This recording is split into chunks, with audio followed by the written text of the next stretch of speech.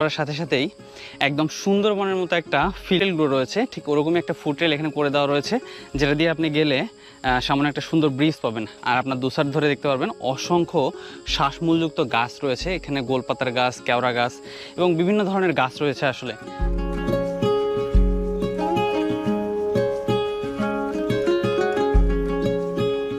এই যে নিচে আসলে এখানে একটা ঘাট করা রয়েছে এবং ওই সাইডেও একটা ঘাট রয়েছে, অনেক একটা সি বিচ রয়েছে সামনে। সেই সি আসলে উঠে গেছি এই ঝুলন্ত ব্রিজটায়।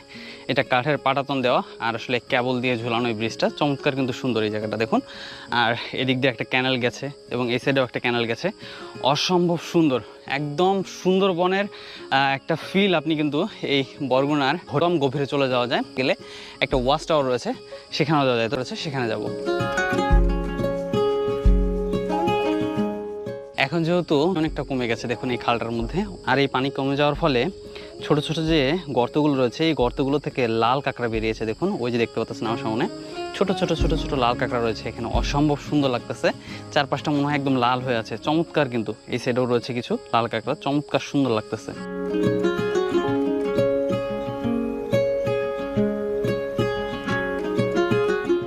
আমি এই ফুড ট্রেলটা ধরে যে